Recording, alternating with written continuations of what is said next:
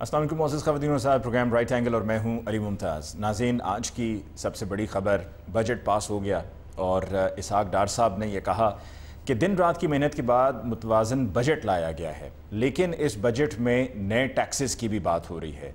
IMF की शराइत पर पूरा उतरने के लिए इसमें कोई दूसरी राय नहीं है कि जो बजट पेश किया गया था उसमें तरमीम ज़रूरी है, और वो तरमीम बिल के ज़रिए होगी या उस तरमीम में मिनी बजट लाया जाएगा। दूसरी जानिब नवाज शरीफ साहब की नाअहली, जब गुज़श्ता साल सन 2022 में PDM की हुकूमत कायम हुई तो उस वक्त यही कहा गया, ख़ास तौर पे PTI की तरफ से कहा गया, क्योंकि बाकी जमातें तो तमाम तकरीबन मुल्क की इकट्ठी थी, 13 जमातें हुकूमत में आ गईं, कि ये कहना था कि जी अपने केसेस को ख़त्म करने के लिए और नवाज शरीफ साहब की वापसी के लिए ये सब किया गया है और उनकी वापसी के लिए कानून साजी की जाएगी। और इस कानून साजी का हम गुज़श्ता 1 साल से सुनते चले आए हैं, और अब नवाज शरीफ साहब और इसके अलावा और दीगर लोग जो नाअहल हुए, उनकी इस तरह वापसी मुमकिन है कि नाअहली के लिए ये एक मुद्दत तय कर ली गई है कि 5 साल से ज़्यादा नाअहली किसी की नहीं होगी, और ये कौमी असम्बली से बिल मंजूर हो गया, जिसमें जहांगीर खान तरीन साहब भी शामिल हैं, नवाज शरीफ साहब भी शामिल हैं। जहांगीर तरीन साहब तो पाकिस्तान में ही मौजूद रहे और अब उनकी पार्टी इस्तेहकाम पार्टी मंजर-ए-आम पर आई है, जिसमें अक्सरियत लोग वो हैं जिनका ताल्लुक PTI से था, और गिरफ्तारियों के बाद या गिरफ्तारी से पहले, लेकिन in either case press conference करके फिर वो इस्तेहकाम पाकिस्तान पार्टी में शामिल हुए। कुछ तो ऐसे थे जिन्होंने कहा जी हम सियासत ही छोड़ रहे हैं, लेकिन फिर वो इस्तेहकाम पाकिस्तान पार्टी का हिस्सा बन गए। दूसरी तरफ जो अदालत से, सुप्रीम कोर्ट ऑफ पाकिस्तान से फ़ैसला मुतवक्की है, उस पर भी बात हो रही है, और जब उस पर बात हो रही है तो ये बात हो रही है कि अगर मिलिट्री कोर्ट्स को मुस्तरद कर दिया गया तो क्या इस फ़ैसले को माना जाएगा, क्योंकि इससे पहले पंजाब के इलेक्शंस के फ़ैसले पर जो सुप्रीम कोर्ट ऑफ पाकिस्तान से हुक्म जारी हुआ था उस पर टिल डेट अमल दरामद नहीं हो पाया। तो क्या इस बार भी कुछ ऐसा ही होने जा रहा है कि जो हुक्म आएगा उसको मुतनाज़ा बना दिया जाएगा और उस पर जो 13 जमातों का इत्तेहाद है, बिलखुसूस PMLN, इस पर अमल दरामद नहीं करेंगे? नवाज शरीफ साहब अब दुबई में मौजूद हैं, मरीम नवाज साहिबा भी वहाँ पर पहुँच गई हैं, अहम मुलाकातें मुतवक्के हैं। इन अहम मुलाकातों में क्या तय होना है, आगे का मंजरनामा क्या होगा, सियासी मंजरनामा, इस पर हम आज के प्रोग्राम में बात करेंगे अपने मौजूद मेहमानों के साथ। हमें ज्वाइन किया है लॉ स्टूडियोज़ में, हमारे साथ तशरीफ़ रखते हैं सीनियर सहाफ़ी और तज्ज़ियाकार सलमान आबिद साहब। सलमान साहब का बहुत बहुत शुक्रिया कि आपने हमें ज्वाइन किया। हमें ज्वाइन किया पाकिस्तान पीपल्स पार्टी से अखुनज़ादा चटान साहब ने। चटान साहब, आपके बहुत बहुत शुक्रिया कि आपने आज के प्रोग्राम के लिए हमें ज्वाइन किया। PMLN से हमें ज्वाइन किया है गौस खान नियाज़ी साहब ने। नियाज़ी साहब, आपका भी बहुत बहुत शुक्रिया। और हमें ज्वाइन किया है जस्ट रिटायर्ड शाइक उस्मानी साहब ने, माहिर कानून, आपकी भी बहुत बहुत शुक्रिया शाइक उस्मानी साहब कि आपने हमें ज्वाइन किया। सबसे पहले शाइक उस्मानी साहब, गुफ्तगू का आगाज़ आपसे करते हैं, और सुप्रीम कोर्ट का फ़ैसला क्या मुतवक्का फ़ैसला है, क्योंकि अब जब फ़ैसला आना होता है तो फ़ैसले के आने से पहले जो जजेज़ हैं, ऑनरेबल जजेज़ हैं सुप्रीम कोर्ट के, जो भी उस केस के का हिस्सा होते हैं, मेंबर होते हैं उस बेंच के, उनके रिमार्क्स पे एक राय बिल्ड की जाती है कि जी इन रिमार्क्स पर ये लगता है फ़ैसला होने वाला है। तो आपको क्या लगता है कि क्या फ़ैसला होने वाला है, और क्या जो सन 2022 जुलाई से ऑनवर्ड्स, उससे पहले 9 अप्रैल को हुकूमत बदली, 7 अप्रैल का वो फ़ैसला था, लेकिन ज़्यादा ज़ोर पकड़ा सुप्रीम कोर्ट के फ़ैसलों पे तनकीद का PDM की तरफ से जुलाई ऑनवर्ड्स, जब पंजाब के बाई इलेक्शंस और फिर चीफ मिनिस्टर पंजाब की पोजीशन का मामला था और अदालत में मामला गया था। तो क्या ये जो कंट्रोवर्सीज़ हैं, जो जिसमें घिरा रहा है सुप्रीम कोर्ट ऑफ पाकिस्तान, क्या इसमें से निकल आएगा? देखिए, ये जो चीज़ सुप्रीम कोर्ट के सामने है, जो इशू, वो ये है कि एक सिविलियन का ट्रायल क्या मिलिट्री कोर्ट कर सकती है, नहीं कर सकती। तो जहाँ तक कि आइन है, आइन में तो साफ प्रोविजन है कि जो ये एक किस्म का ये फंडामेंटल राइट्स के ख़िलाफ़ होगा, और दूसरी ये कि ड्यू प्रोसेस ऑफ लॉ इसमें इन्वॉल्व नहीं होगा, क्योंकि एक सिविलियन जो है वो कभी ये नहीं कहता कि मैं मिलिट्री डिसिप्लिन के अंडर आऊँगा। तो एक तो ये चीज़ है, लेकिन उसके साथ साथ ये भी आदमी को सोचना चाहिए कि जहाँ तक कि आर्मी एक्ट 1952 है, उसमें साफ लिखा हुआ है, आर्टिकल 2(1)(d) रोमन 1 और 2, उसमें ये साफ लिखा हुआ है कि अगर कोई मिलिट्री इंस्टॉलेशन पे हमला करता है, अटैक करता है, डैमेज करता है, या फिर ऑफिशियल सीक्रेट एक्ट के ख़िलाफ़ कोई की वायलेशन करता है, تو اس صورت میں اس کا ٹرائل ملٹری کورٹ کر سکتی ہیں. یہ موجود ہے اور ابھی تک موجود ہے. اور یہ جو پٹیشنز ہیں اس میں یہ پوزیشن دی گئی ہے کہ اس کو قرعدم ڈکلیئر کیا جائے. اگر اس کو قرعدم ڈکلیئر نہیں کرتے تو اس صورت میں ہو سکتا ہے کہ جو ٹرائل ملٹری کورٹ کا ہے اس میں کچھ سپریم کورٹ انٹرپریٹیشن کر کے اس میں کچھ کمی زیادتی کر دے. لیکن یہ اپنی جگہ موجود ہے کہ اس کا ٹرائل ہو سکتا ہے. ابھی تک جو آپ نے جس کا ذکر کیا کہ جو بات چیت ہوتی ہے تو جو چیف جسٹس صاحب کے جماعت جو میں نے دیکھے ہیں اس سے لگتا یہ ہے کہ وہ چاہتے یہ ہیں کہ اس کو قرعدم نہ کیا جائے اور ان دو پروویژنس کو 2(1)(d)(1) اور 2 کو, اور اس کے علاوہ کوئی اور رستہ ڈھونڈا جائے. تو آپ دیکھیے کیا ہوتا ہے, یہ پتہ چل جائے گا بعد میں. لیکن بصورت یہ چیز اپنی جگہ ہے کہ جہاں تک کہ فوج کا تعلق ہے وہ یقیناً بہت ہی ناخوش ہے اس چیز سے جو ہوئی ہے, اور میرے خیال میں ہم سب بہت ناخوش ہیں کہ اس قسم کی جو حرکتیں ہوئی ہیں وہ نہیں ہونی چاہیے تھی. اس صورت میں اب وہ کیا ہوگا اگر فرض کیا سپریم کورٹ فیصلہ کر دیتی ہے کہ یہ ٹرائل نہیں ہو سکتا ملٹری کورٹ کے سامنے, تو کیا یہ گورنمنٹ اس کو ایکسیپٹ کرے گی کہ نہیں کرے گی. اس میں ان کے پاس گنجائش تو ہے کیونکہ قاضی فیاض صاحب نے کہہ دیا ہے کہ یہ کورٹ ہے ہی نہیں, جو بنی ہے یہ کورٹ صحیح نہیں ہے. تو اس صورت میں یہ ایک پوائنٹ یقیناً لا سکتے ہیں وہ کہ ایک جج نے چونکہ آلریڈی کہہ دیا ہے کہ یہ کورٹ صحیح نہیں ہے تو اس کا جو فیصلہ ہوا ہے 7 ججز کی بینچ کا وہ صحیح فیصلہ نہیں ہے, اس پہ ریویو ہو سکتا ہے. ٹھیک, لیکن شائق عثمانی صاحب ایک بات آپ نے ابھی جو اپنی رائے دی, اپنا ایکسپرٹ اوپینین دیا, تو اس سے واضح ہوگی کہ جو آرمی ایکٹ کے تحت اگر آرمی انسٹالیشنز پر کوئی حملہ کرتا ہے اور اگر اس میں کوئی سویلین انوالوڈ ہے تو ان کو ملٹری کورٹ میں ٹرائی کیا جا سکتا ہے.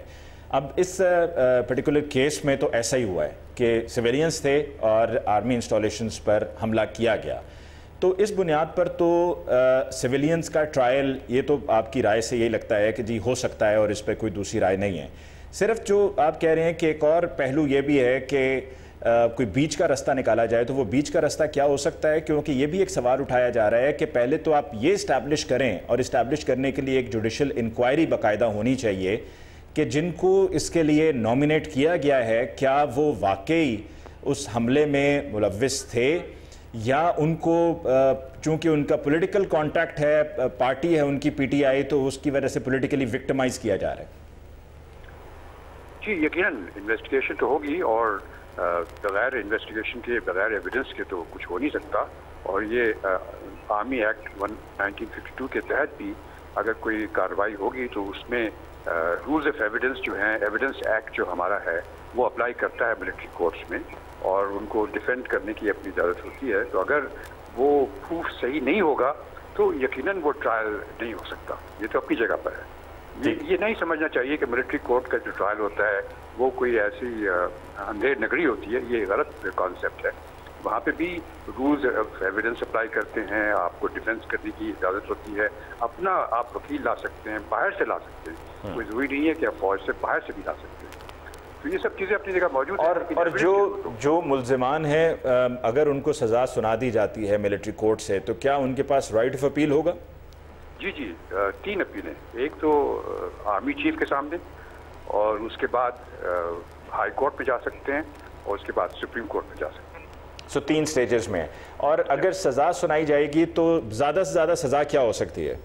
اب وہ تو میں دیکھنا پڑے گا کہ ایگزیکٹلی کیا سزائیں ہیں, لیکن جو بھی وہ آرمی ایکٹ 1952 میں دیکھنا پڑے گا ایگزیکٹلی کیا سزا ہوگی, وہ میں آپ کو نہیں بتا سکتا. ٹھیک. اور شائق عثمانی صاحب, جو کنٹروورسیز رہی ہیں سپریم کورٹ پہ بہت زیادہ کرٹیسائز کیا جاتا رہا ہے, جتنے بھی بینچ بنتے چلے آئے ہیں ان پر تنقید ہوئی ہے. پچھلے سال جب پنجاب اسمبلی کی ضمنی جو سیٹس پر انتخابات ہوئے, بائی الیکشنز ہوئے, اور اس کے بعد پھر چیف منسٹر پنجاب کے عہدے پر کون بیٹھے گا, یہ معاملہ ایک پٹیشن کی صورت میں سپریم کورٹ گیا, اور چیف جسٹس صاحب کی سربراہی میں 3 رکنی بینچ نے اس کیس کو سنا, اس کی سماعت کی. تو تب سے کرٹیسائز کیا جا رہا ہے باقاعدگی سے, اور یہ فل کورٹ کے مطالبات بار بار سامنے آ رہے ہیں. اس پرٹیکولر کیس میں ملٹری کورٹس کی بھی فل کورٹس کی بات ہو رہی ہے, تو یہ کنٹروورسی سے کیسے نکل سکتا ہے سپریم کورٹ؟ دیکھیے سپریم کورٹ کے سامنے اب تو موجود ہے نا کیس, اب تو وہ کنٹروورسی فل کورٹ والی ختم ہو گئی. 7 ججز کی بینچ ہے, وہ ہیئرنگ آلریڈی شروع ہو گئی ہے. اب اس پہ کارروائی مکمل تو ہونی ہے, अब देखिए क्या वो फैसला करते हैं। मंडे को सुना शुरू हो जाएगी दोबारा हियरिंग। मैंने आपको बता दिया कि हो सकता है कि सुप्रीम कोर्ट ये फैसला करे कि ठीक है ट्रायल हो सकता है मिलिट्री कोर्ट के सामने, लेकिन उसमें कोई चीज़ें ऐसी डाल दे इंटरप्रिटेशन करके कि आप ये चीज़ें नहीं कर सकते, वो सुप्रीम कोर्ट के पास पावर है। राइट। शाइक उस्मानी साहब आपका बहुत बहुत शुक्रिया कि आपने ज्वाइन किया। नाज़रीन, जो कानूनी पहलू था उस पर हमने शाइक उस्मानी साहब से बात की। अब एक वक्फा लेते हैं, वक्फे के बाद लौट कर आएंगे तो सियासी सूरत हाल पर बात करेंगे। हमारे साथ रहिए।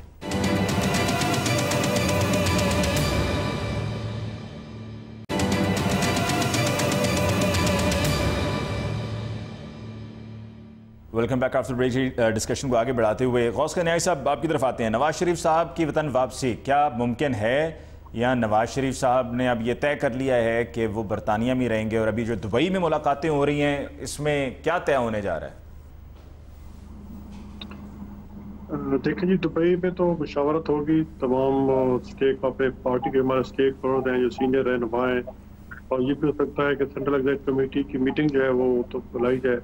इलेक्शन के बारे में स्ट्रेटजी बनाई जाए कि कैसे इलेक्शन में जाना है, अकेले लड़ना है, सीट एडजस्टमेंट करनी है, इतिहाद बनाना है, सारी चीज़ पे उस पर डिस्कशन होनी है। तो उसमें मियाँ साहब ज़ाहिर है जब भी इलेक्शन की डेट अनाउंस होगी तो मियाँ साहब इंशाल्लाह उसी दिन पाकिस्तान की तैयारी करेंगे और पाकिस्तान आएंगे। वो कि उसमें थोड़े कानूनी प्रॉब्लम है, लेकिन आज जो बिल पास हुआ है उससे इंशाल्लाह मुझे काफ़ी उम्मीद है कि मियाँ साहब की डिस्क्वालिफिकेशन ख़त्म हो गई। और देखें अभी अब आपने, मैं छोटी बात आप जो पहले शाइक उस्मानी साहब ने कहा है कि देखो उस पर इमरान खान तो चीख रहा है कि जी मेरे मिलिट्री कोर्स में या मेरे पार्टी के लोगों का मिलिट्री कोर्स पे ट्रायल हो, क्योंकि मिलिट्री कोर्स पे ट्रायल होगा तो उसके बाद 3 अपीलें हैं, आर्मी चीफ की भी है, हाई कोर्ट भी है, सुप्रीम कोर्ट की है। हमारे लीडर को तो डिस्क्वालीफाई किया गया, कोई अपील का हक ही नहीं था।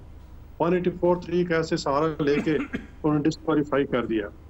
वो क्या अब हमने आइन में उसमें कानून बना लिया कि अब जो है जो सुप्रीम कोर्ट अगर 184(3) के साथ फैसला देती है तो उस पर रिव्यू हो सकता है। तो और सुप्रीम कोर्ट पे इस पर स्टे दिया है क्योंकि गैर कानूनी है, इसको नहीं इस तरह करना चाहिए। सर आप भी ले जाते केस अपना मिलिट्री कोर्ट में? कौन सा केस?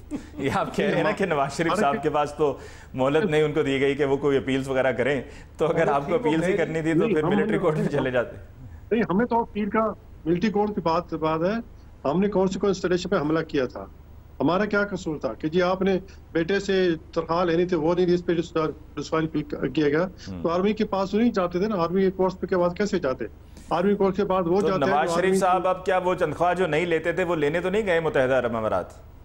कहना मैं ये चाह रहा हूँ कि जनाब सर न्याय साहब इतना करीब आ गए हैं पाकिस्तान के, और इसका मतलब है कि माशाल्लाह फिट है नवाज शरीफ साहब, तो आ जाए पाकिस्तान। पीछे सिर्फ 2-2.5 घंटे की ये फ्लाइट है, आराम से आ जाए वापस, सब इंतजार कर रहे हैं। 2.5 घंटे नहीं 2 घंटे की है, बल्कि पौने 2 घंटे में भी रात को जहाज आ जाता है। कराची तो इंशाल्लाह जल्दी आएंगे, आप परेशान ना हो, और वो लीड करेंगे तमाम चीजें। देखो एक उन्होंने चला वक्त नहीं काटी है, और उसके बाद एक स्ट्रेटजी के तहत आएंगे। हम सियासी लोग हैं और तमाम चीजें सियासी तरीके से निपटेंगे। लेकिन मेरी ये जरूर अपील होगी कि सुप्रीम कोर्ट और जो दूसरों को अपने जो आइन है उनको हक दे, उसके दायरे में रहें, और बजाय इसके कि दूसरे के एग्जीक्यूटिव के इख्तियारात में मुदाखलत करने के। इस तरह की रिवायत अच्छी नहीं होती। इस मुदाखलत करने की वजह से आप सुप्रीम कोर्ट जैसे इदारे में तकसीम है। मुल्क में हमारे 2 ही इदारे थे, एक फौज और जो सुप्रीम कोर्ट थी। हमेशा एक ही पेज, मतलब एक पेज पे थे, या कोई डिसिप्लिन की एक चीज नजर आती थी। लेकिन सुप्रीम कोर्ट का जो हाल है उसकी वजह क्या है?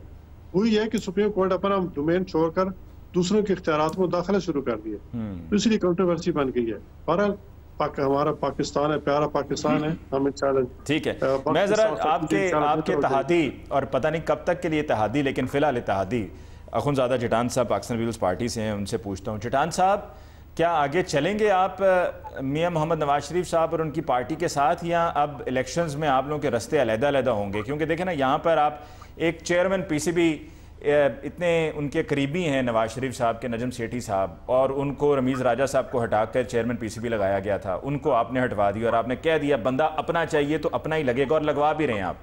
दूसरी तरफ और भी इतलात आ रही हैं कि आपने जहाँ जहाँ जो फैसले करवाने होते हैं आप करवा लेते हैं, तो اسی طرح چلیں گے اور آپ نے دیکھ لیا ہے کہ یہ ہمارے لیے ون ون سچویشن ہے، نون لیگ کو ہم اپنے کام اپنے کروا لیتے ہیں، منوا لیتے ہیں، یا آپ علیحدہ علیحدہ ہو جائیں گے؟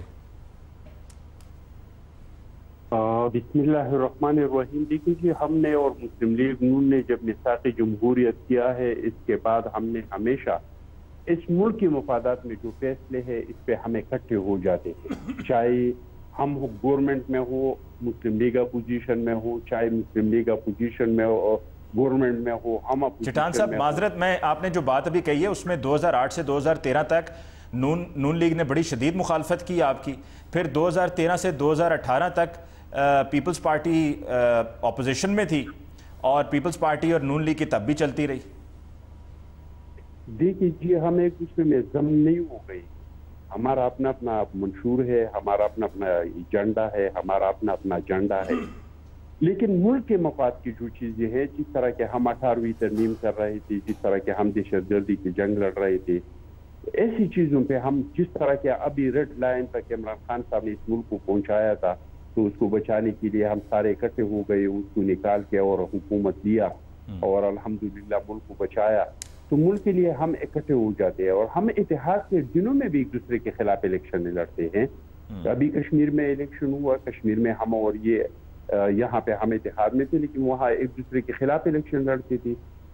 ہم نے گلگت بلتستان میں ضمنی الیکشنوں میں، بلدیاتی الیکشن میں، تو ہم آئندہ بھی ایک دوسرے کے خلاف الیکشن لڑیں گے، لیکن ہم ایک دوسرے کے لیے مذاکرات کے دروازے بند نہیں کریں گے. ہم ایک دوسرے کے ساتھ ان چیزوں میں جو ملک کے مفاد میں ہوں، جس طرح کہ آپ ضرورت ہے اس ملک کو کہ ہم معیشت پہ ساری پارٹیاں مل کر ایک میثاق کرے، ایک دستاویز بنائے، تاکہ ہم اس ملک کے لیے شارٹ ٹرم اور لانگ ٹرم پالیسیاں بنائے، اور پھر آنے والا جو بھی حکومت ہو تو اس کو آگے بڑھائے. تو ایسی چیزوں پہ ہم آپ کی بات سے ایک بات تو واضح ہو گئی کہ آپ ہاریں یا جیتیں، آپ اسمبلیوں میں بیٹھیں گے، اسمبلیوں کا بوائیکاٹ نہیں کریں گے. اور سن 2018 میں مولانا فضل الرحمان صاحب نے بھی یہ کہا تھا کہ جی اسمبلیوں میں نہ جائیں، لیکن تب بھی آپ لوگوں کی طرف سے کہا گیا تھا کہ نہیں اسمبلیوں میں ہم جائیں گے. بالکل جی، اس ٹائم پہ پی ڈی ایم بھی اس وجہ سے ٹوٹ کیا تھا کہ ہمارے جو اتحادی تھے پہلے بضد تھے کہ سینٹ کے الیکشن میں ایسا نہیں لینا ہے. ہم نے کہا کہ نہیں، ہم نے الیکشن میں ضرور جانا ہے. پھر کہہ رہے تھے کہ ضمنی الیکشنوں میں نہیں جانا ہے. پھر کہہ رہے تھے کہ مارچ سے پہلے استعفائی ضروری ہیں.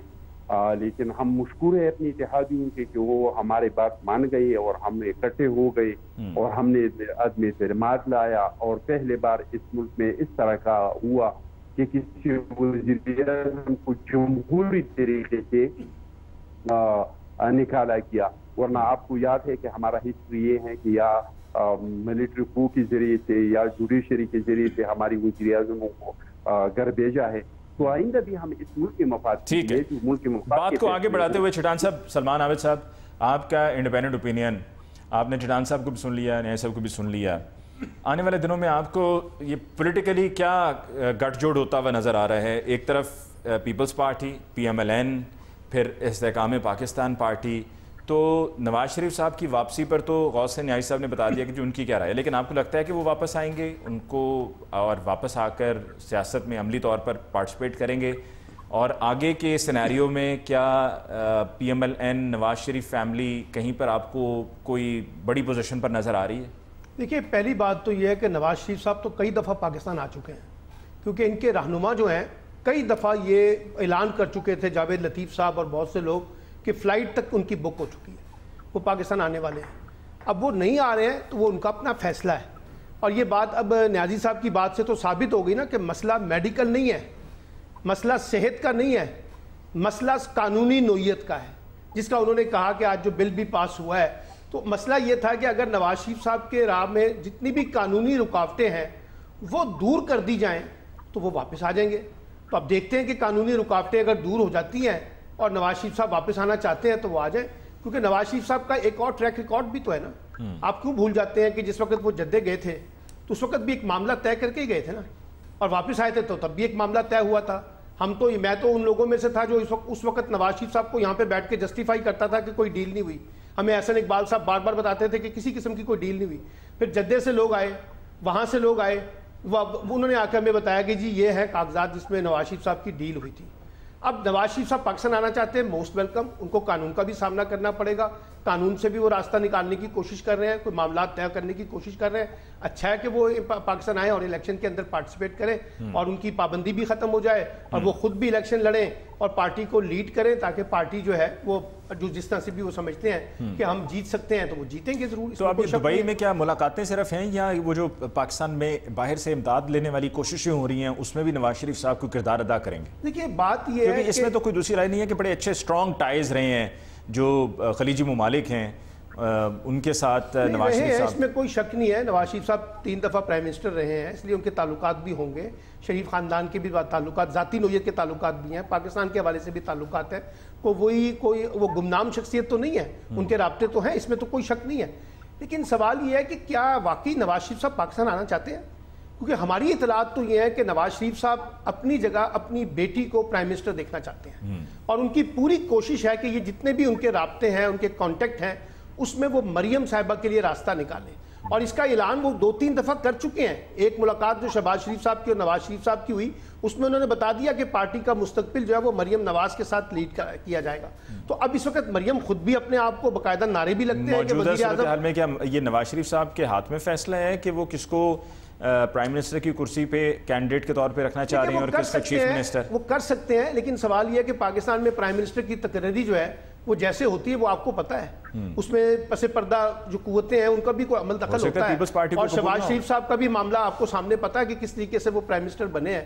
پیپلز پارٹی تو اس وقت پورا کا پورا ایک جیسچر دے رہی ہے کہ شاید جیسے ہمارے سارے معاملات طے ہو چکے ہیں اور پیپلز پارٹی بس اب آنے والی ہے اقتدار کے اندر، کیونکہ یہ تاثر دیا جا رہا ہے پیپلز پارٹی کے بارے میں، پرسپشن بلڈ کیا جا رہا ہے کہ بلاول صاحب ایک نیکسٹ پرائم منسٹر ہو سکتے ہیں. لیٹس سی کہ وہ کیا کرتے ہیں. اچھا، اس میں ایک بڑی دلچسپ بات یہ ہے کہ جو مریم نواز کہتی تھی کہ لیول پلینگ فیلڈ ہونا چاہیے، وہ لیول پلینگ فیلڈ تو اب ان کے لیے لگتا ہے کہ بہت اچھا بن گیا ہے پی ایم ایل این کے لیے، کیونکہ وہ چل رہے ہیں. اگرچہ اس میں استحکام پاکستان پارٹی آ گئی ہے، معلوم نہیں وہ کس نے شرارت کی ہے استحکام پاکستان پارٹی کی، کیونکہ بنیادی طور پہ تو پنجاب میں مسلم لیگ نون ایک بڑی طاقتور فریق ہے، اس لیے اس کے مقابلے میں ایک تیسری قوت کا یہاں پہ پیدا کرنا وہ ایک سوال تو رہے گا نا. لیکن اس میں یہ بھی ایک سوال ہے کہ پی ٹی آئی کیا کرے گی. یعنی پی ٹی آئی تو ابھی تک اس کے جو حالات ہیں وہ بڑے مخدوش ہیں نا. وہ تو پارٹی اس وقت عملی طور پہ تو کام ہی نہیں کر پا رہی، کیونکہ اس کے سارے لوگ یا تو بھاگے ہوئے ہیں یا گرفتار ہو چکے ہیں یا پارٹی چھوڑ چکے ہیں. ان کے جتنے بھی کینڈیڈیٹ ہیں اس وقت پاکستان میں نہیں ہیں یا پاکستان کے اندر ہیں تو کہیں چھپے ہوئے ہیں.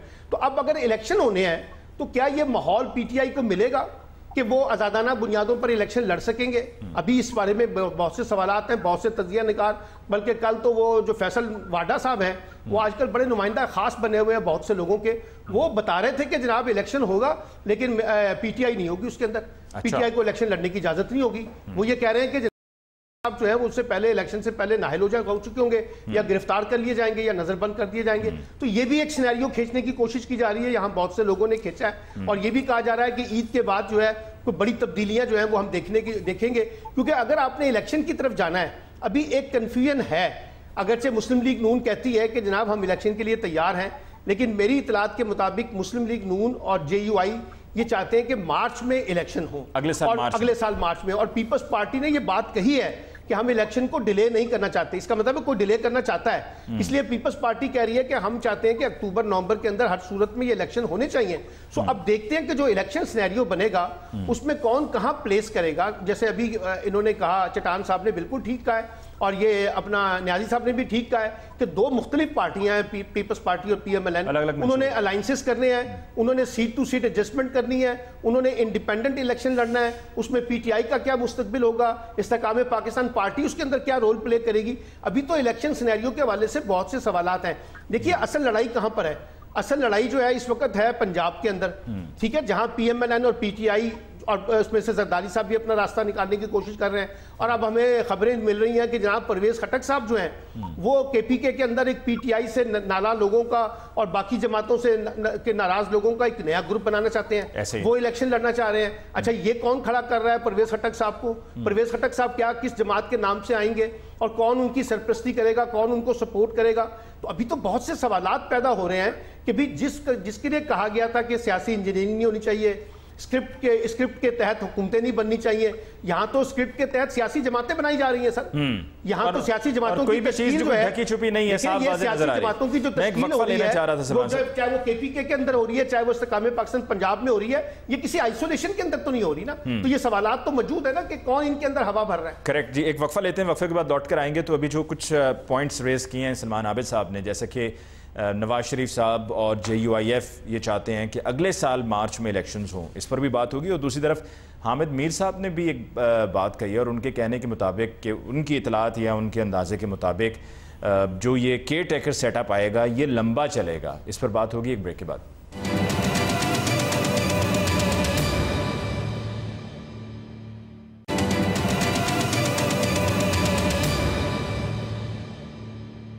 Welcome back after break. جی غوث خان نیائی صاحب, جو ابھی وقفے پہ جاتے ہوئے سلمان صاحب نے بات کہی تھی کہ جی PMLN یہ چاہتی ہے اور JUIF یہ چاہتی ہے کہ اگلے سال سن 2024 میں انتخابات ہوں.